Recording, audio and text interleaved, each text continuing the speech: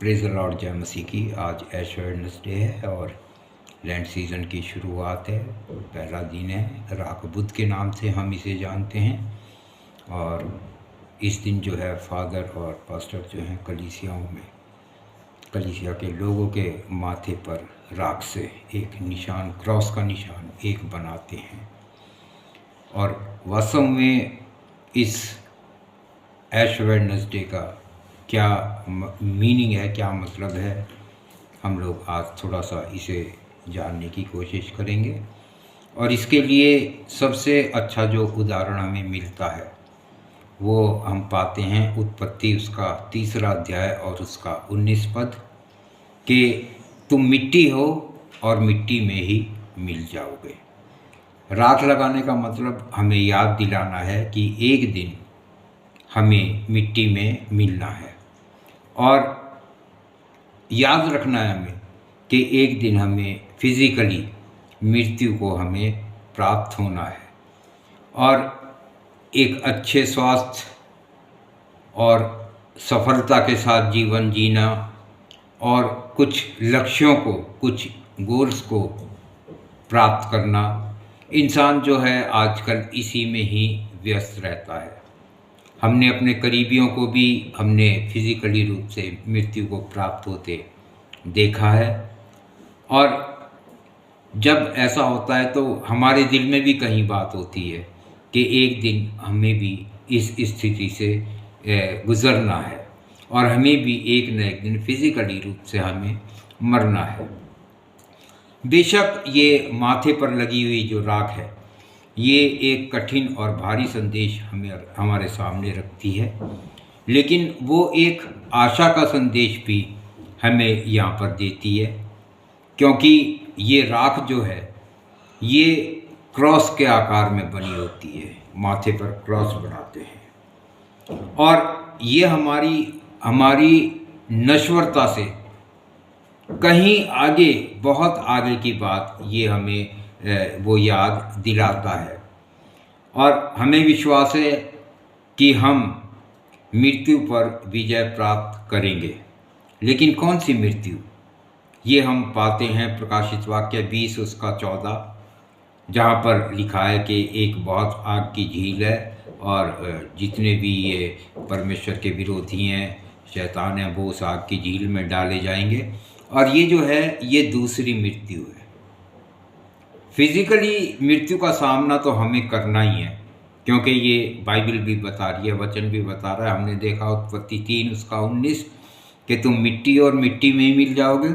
और सबोपदेशक उसका 12 का 7 भी इसी बात को बताता है कि तब मिट्टी ज्यों की त्यों मिट्टी में मिल जाएगी और आत्मा जो परमेश्वर का है वो परमेश्वर के पास चला जाएगा।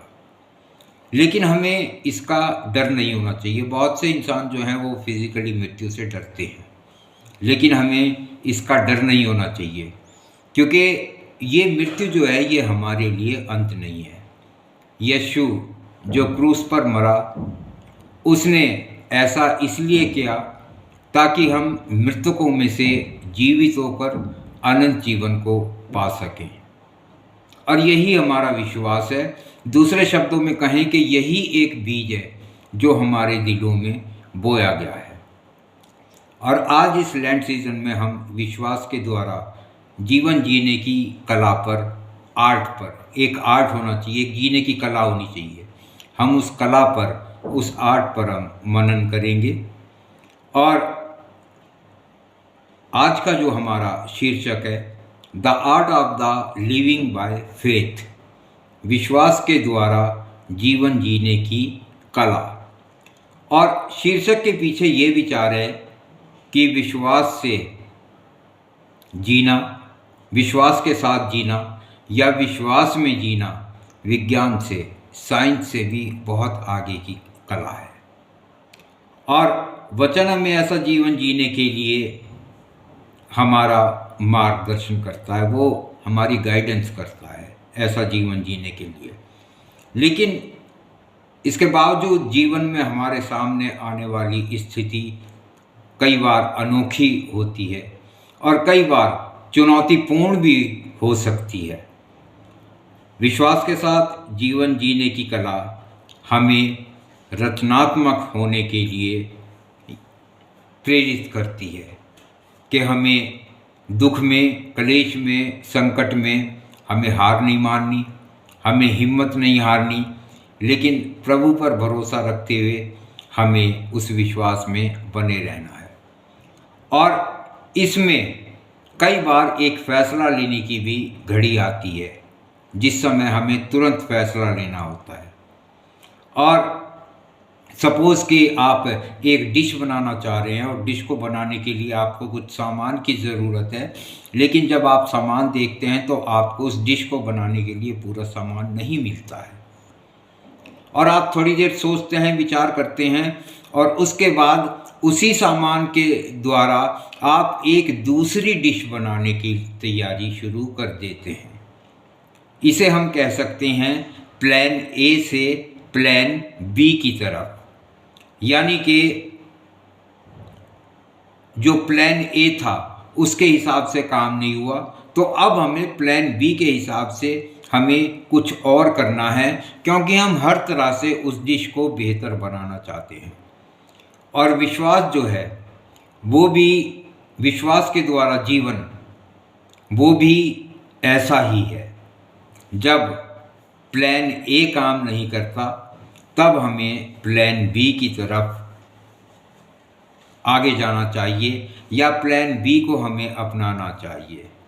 और इसका उदाहरण हम देखते हैं मरकुस उसका 5 अध्याय में, जहाँ पर कि एक स्त्री है जो कि 12 वर्ष से बीमार है, और उसने अपना बहुत सा पैसा डॉक्टरों वैद्यों पर लगाया, लेकिन चंगाई नहीं मिली। तब उसके दिमाग में यीशु की चर्चा सुनी उसने, और उसके दिमाग में बात आई कि अगर मैं इसके वस्त्र को ही छू लूँगी तो मैं चंगी हो जाऊँगी। और जब उसने ऐसा किया तो वास्तव में वो चंगी हो गई, उसने चंगाई को प्राप्त किया। तो यहाँ पर हम देखते हैं कि मरकुस 5 और उसका 25 और 26 ये हम प्लान ए के रूप में देखते हैं, जहाँ पर उस स्त्री ने अपने प्लान को, अपनी योजना को लागू किया कि उसके पास बहुत सी धन दौलत है, उसके पास बहुत सा पैसा है, बहुत अच्छे बड़े डॉक्टर, वैद्य, हकीम यहाँ पर हैं, मेरे पास पैसे की कमी नहीं है, मैं वो पैसा लगा के इन डॉक्टर वैद्यों को इलाज लूँगी, इनसे इलाज लूँगी और मैं चंगी हो जाऊँगी। लेकिन उसका वो प्लान ए जो था वो फेल हो गया। और तब उसने यीशु की चर्चा सुनी, और मरकुस 5:27 से 30 तक हम देखते हैं ये उसका प्लान भी था कि उसने यीशु की चर्चा को सुना, और उसके दिमाग में ये बात आई कि अगर मैं इसके वस्त्र को ही छू लूँगी तो मैं चंगी हो जाऊँगी। और जैसे ही उसने इसके वस्त्र को छुआ तो वो चंगी हो गई। और वास्तव में हमें भी ऐसा ही बनना है, जो विश्वास के आधार पर जीवन जीने की कला में कुशल हो, ताकि जो जीवन की चुनौतियां हैं हमारे सामने, उन चुनौतियों से हम निपट सकें। एक स्कॉलर्स ने पिछले दिनों में स्टडी कर रहा था, तो उनका जो विचार है वो ये है कि जब हम परमेश्वर से प्रार्थना मांगते हैं तो हमारी प्रार्थना का जो सार है वो ये नहीं होना चाहिए कि परमेश्वर हमें इन परेशानियों से निकाल दे, लेकिन हमारी प्रार्थनाओं का जो सार है वो ये होना चाहिए कि परमेश्वर हमें इतनी सामर्थ्य दे कि हम इन चुनौतियों का सामना कर सकें और उन पर विजय प्राप्त कर सकें और उनसे आगे निकल सकें। और आज हम विश्वास के द्वारा जीवन जीने के लिए 3 ज़रूरी बातों पर हम लोग यहाँ पर मनन करेंगे, और उनमें जो पहला है वो है पश्चाताप। और जीवन की चुनौतियों का सामना करने के लिए पश्चाताप एक बहुत ज़रूरी कार्य है, और विश्वास के साथ जीने के लिए हमें हमेशा ऐसा करना चाहिए। सिर्फ ये नहीं कि साल में या 2 साल में या 3 साल में एक बार परमेश्वर के सामने चले गए, उसके सामने पश्चाताप कर लिया और बात ख़त्म हो गई। नहीं, बराबर निरंतर हमें पश्चाताप करते रहना है, और विशेष करके इन 40 दिनों में तो हमें इन बातों का ध्यान रखना है, क्योंकि हमारे जीवन से पता नहीं कब कौन सा पाप हो जाए। और इसका उदाहरण भी हम देखते हैं दानियल उसका 9 अध्याय, जहाँ पर कि दानियल की प्रार्थना है। और दाऊद को भी अगर हम देखें तो दाऊद भी बार बार इस बात को कहता रहा कि मेरे अपराधों को क्षमा कर, मेरे पापों को क्षमा कर, मैंने तेरी नज़रों में गलत किया है। और पौलुस भी इस बात को कह रहा है कि ये बात हर तरह से सत्य है कि प्रभु यीशु मसीह पापियों का उद्धार करने के लिए आया, जिसमें सबसे बड़ा मैं हूँ। तो पश्चाताप का अर्थ है घुटनों पर आना और ये स्वीकार करना कि हम उस तरह का जीवन नहीं जी सके जैसा कि हमें जीना चाहिए था, जैसा परमेश्वर ने हमारे लिए रखा था जीने के लिए, हम उस तरह का जीवन नहीं जी सके। पश्चाताप पाप पर दुख को दिखाता है। अगर हम पश्चाताप कर रहे हैं तो हमें जो हमसे पाप हुए हैं उन पापों के लिए हमें दुख होना चाहिए, हमें खेद होना चाहिए, जिस तरीके से दाऊद परमेश्वर के सामने रोता था। अगर हमारे पश्चाताप में दुख नहीं है, खेद नहीं है, तो फिर वो पश्चाताप नहीं होता। सिर्फ ऐसा कहने से कि परमेश्वर मैंने तेरी नज़रों में पाप किया कुछ नहीं होगा, लेकिन हमें अंदर से दुख होना चाहिए, हमारा दिल टूटना चाहिए कि ऐसा हमसे हुआ है। और दानियल 9 अध्याय बार बार हम इस बात को ले रहे हैं कि इस बात का एक अच्छा उदाहरण हमारे सामने है। और पश्चाताप जो है वो हमारी एक आशा के स्रोत के रूप में प्रभु की ओर मुड़ना है। हमने अपनी मनमर्जी से जीवन जिया, हमने परमेश्वर की आज्ञा को नहीं माना, हम भटक गए, हम इधर उधर हो गए। लेकिन अब जो है, अगर हम वास्तव में पश्चाताप कर रहे हैं तो यहाँ से हमें परमेश्वर की ओर मुड़ना है। योएल 2 उसका 12-13 इस बात को बताता है कि अब भी समय है, तुम मेरे पास लौट आओ। और हम पश्चाताप के द्वारा हम लोग प्रभु के पास लौटते हैं, क्योंकि वो दयालु है और अनुग्रहकारी है और विलंब से कोप करने वाला है। दूसरी जो है कला जो है, आर्ट जो है या कार्य जो है, उसे हम कह सकते हैं कि कहानी को सही रूप में जानने का। लेंट एक 40 दिन का सफ़र है जो कलीसिया को यीशु के जुनून पर केंद्रित करता है। जो प्रभु यीशु मसीह का इस टाइम हम देखते हैं, एक जुनून उसके सर पे सवार था कि उसे परमेश्वर की इस योजना को पूरा करना है, उसे इंसान का परमेश्वर के साथ दोबारा मेल कराना है। और ये 40 दिन का जो सफ़र है, ये इसी बात की तरफ हमें लेके चलता है कि हम परमेश्वर के उस जुनून को देखें, परमेश्वर की उस इच्छा को, उस योजना को हम देखें जिसे वो पूरा करना चाह रहा है। और मसीह के जीवन की घटनाएं, जिनमें मृत्यु और उसका पुनरुत्थान भी शामिल है।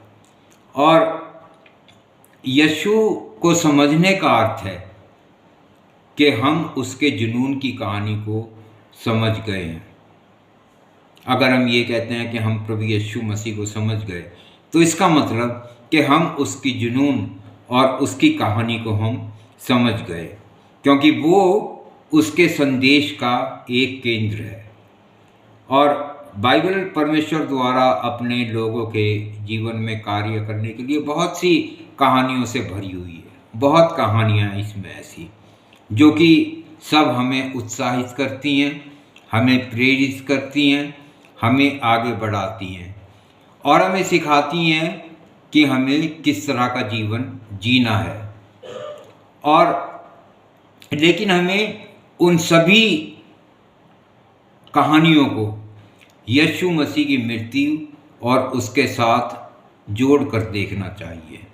बहुत अच्छा है, कहानी हमें उत्साहित करती हैं, प्रेरित करती हैं, लेकिन उन्हें अगर हम प्रभु यीशु मसीह की मृत्यु और उसके पुनरुत्थान के साथ जोड़ देते हैं तो फिर हम इसे और अच्छी तरीके से समझ सकते हैं, क्योंकि जो सेंटर है, जो केंद्र बिंदु है, वो प्रभु यीशु मसीह है।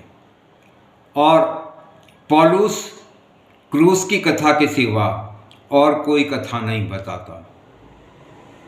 वो पहला कुरिन्थियों उसका 1:18 हम देखते हैं कि क्रूस की कथा नाश होने वालों के निकट मूर्खता और हम उद्धार पाने वालों के निकट परमेश्वर की सामर्थ्य है।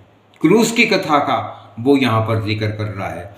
और गलतियों उसका 6:14 में पौलुस इस बात को कहता है कि क्रूस की कथा जो है वो उत्तम है, सबसे बेहतर है, उससे अच्छी। और लेकिन हम देखते हैं कि जैसे जैसे समय बीतता गया वो क्रूस की कथा, वो मसीह की कथा जो है वो कमज़ोर पड़ गई थी। और वो एक सुसमाचार कथा, यानी कि सुसमाचार का मतलब अच्छी खबर, शुभ समाचार की खबर की कहानी बनना अब बंद हो गई थी। और यीशु की कहानी का ध्यान, यीशु ने हमारे लिए क्या किया, जो केंद्र बिंदु था, जो सेंटर था, प्रभु यीशु मसीह की कहानी का जो सेंटर था कि यीशु ने हमारे लिए क्या किया, अब ध्यान उससे हटकर इस पर केंद्रित हो गया कि हम अपने लिए क्या कर सकते हैं या हमें अपने लिए क्या करना चाहिए। यानी कि हमारा ध्यान जो है वो अब प्रभु यीशु मसीह से हट गया। उसने हमारे लिए इतना बड़ा बलिदान किया, उसने हमारे लिए दुख तकलीफ को सहा, उस तरफ से हमारा ध्यान हट गया। अब हम इन्हीं बातों में व्यस्त हो गए कि हम अपने लिए क्या कर सकते हैं या हमें अपने लिए क्या करना चाहिए।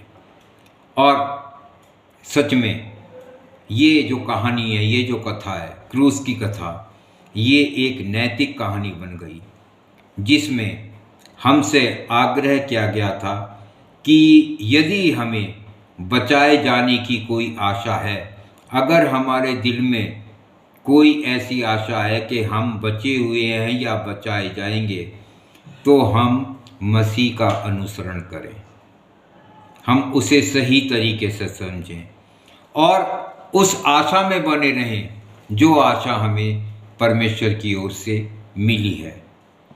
और उद्धार की हमारी आशा मसीह ने क्रूस पर जो किया उस पर आधारित है। अगर प्रभु यीशु मसीह क्रूस पर अपनी जान को नहीं देता तो शायद आज हम उस उद्धार की हम कामना नहीं कर सकते थे, हम उसकी आशा नहीं कर सकते थे। पौलुस कहता है कि हमारे पापों के कारण वो मारा गया और हमें जीवन देने के लिए वो जीवित किया गया। बस दो ही बातें, हमारे पापों के कारण वो मारा गया और हमें जीवन देने के लिए वो जीवित किया गया। और हमारा उद्धार परमेश्वर के अनुग्रह के द्वारा है, ये हमारे कामों के द्वारा नहीं है। हम अगर अपने जीवन में व्यस्त हैं कि हम अपने लिए क्या कर सकते हैं, हमें अपने लिए क्या करना चाहिए, इनसे हमारा उद्धार नहीं हो सकता। ये परमेश्वर का अनुग्रह है और परमेश्वर की कृपा है। और धार्मिकता विश्वास पर निर्भर करती है ताकि प्रतिज्ञा अनुग्रह के द्वारा बनी रहे। और विश्वास को धार्मिकता के रूप में गिना जाएगा। यहाँ पर हम देखते हैं जो विश्वास है वो एक धार्मिकता के रूप में बदल जाती है। और जो उस पर विश्वास करते हैं जिसने प्रभु यीशु मसीह को मृतकों में से जिलाया। हमारा विश्वास क्या होना चाहिए कि परमेश्वर जो पिता है उसने प्रभु यीशु मसीह को मृतकों में से जिला दिया। और यही हमारा विश्वास होना चाहिए, यही हमारी आशा होनी चाहिए। और ये उसका जुनून था। इससे बेहतर जानने के लिए और कोई कहानी या कोई कथा और नहीं हो सकती। हमारा तीसरा पॉइंट है वेट विथ फेथ, विश्वास के साथ इंतज़ार करना। और इसके बारे में हम देखते हैं अब्राहम को। अब्राहम को हम एक ऐसे व्यक्ति के रूप में देखते हैं जिसने परमेश्वर की प्रतिज्ञा और उसके वादों पर भरोसा किया और उसने परमेश्वर का वादा सुना, जो परमेश्वर ने उससे वादा किया था कि उसका एक उत्तराधिकारी होगा, और वो भी किस समय में, जबकि वो एक बुढ़ापे की हालत में है, जबकि वो जिस्मानी रूप से कमज़ोर हो गया है। उसकी पत्नी सारा वो भी जिस्मानी रूप से कमज़ोर हो गई है, और ऐसे में परमेश्वर ने उससे वायदा किया कि तुझे एक बेटा होगा, तेरा एक उत्तराधिकारी होगा। और जब परमेश्वर ने अब्राहम के साथ, सारा के साथ ये वादा किया, उसके बहुत लंबे अरसे बाद, बहुत समय बाद अब्राहम को इसहाक जो है वो बेटे के रूप में मिला। लेकिन इस दौरान अब्राहम उस वादे को, उस प्रतिज्ञा को वो भूला नहीं। उसने, हालांकि इस वादे पर या इस प्रतिज्ञा पर भरोसा करना बहुत मुश्किल था, क्योंकि अब्राहम की भी हालत ऐसी नहीं थी और सारा की भी हालत ऐसी नहीं थी। लेकिन फिर भी अब्राहम ने विश्वास किया, और उसने ना सिर्फ उसने परमेश्वर पर विश्वास किया, लेकिन जब परमेश्वर ने इसहाक को बलिदान के रूप में मांग लिया, तो भी वो बलिदान चढ़ाने के लिए तैयार हो गया, क्योंकि उसे कहीं ना कहीं विश्वास था कि जिसने मुझे ये कहा है कि तेरा एक उत्तराधिकारी होगा, मैं तेरे वंश को तारागण की तरह बढ़ाऊंगा, तो वो इसे ज़रूर मृतकों में से जीवित भी कर देगा। ये उसका विश्वास था। और आज अब्राहम जो है वो विश्वासियों का पिता माना जाता है, क्योंकि उसने इंतज़ार किया। हमारे जीवन में भी बहुत बार, कई बार ऐसा हो जाता है, जबकि हम प्रार्थना करते हैं तो हमारी प्रार्थना का तुरंत जवाब नहीं मिलता। तो उस समय में हमें घबराना नहीं है, हमें चिढ़ना नहीं है, हमें कुड़कुड़ाना नहीं है कि परमेश्वर हमारी प्रार्थना क्यों नहीं सुनता। लेकिन हम धीरज के साथ उस पर, परमेश्वर पर आशा रखते हुए, परमेश्वर पर भरोसा रखते हुए हम उसी तरीके से अपने आप को उसके सामने रखें, और जब एक दिन समय आएगा तो परमेश्वर जो है हमारी प्रार्थना का जवाब ज़रूर देगा। तो आज हमने इसमें 3 बातें सीखी हैं। पहली चीज़ कि हमें किस तरीके से अपने अंदर हम इस कला को, इस आर्ट को हम ला सकते हैं एक विश्वास के साथ जीवन जीने के लिए। और इसमें हमने देखा कि सबसे ज़रूरी चीज़ जो है, सबसे पहली चीज़ जो है वो है पश्चाताप। उसके बाद हमें सही रूप में प्रभु यीशु मसीह की कथा, क्रूस की कथा के बारे में हमें जानना है। और तीसरी चीज़, हमें पैशन रखना है, हमें धीरज धरना है उस समय के इंतज़ार में, जबकि परमेश्वर अपनी प्रतिज्ञा को, अपने वादे को पूरा करेगा। परमेश्वर हमें, आपको और मुझे इन वचनों के द्वारा आशीष दे। आमीन।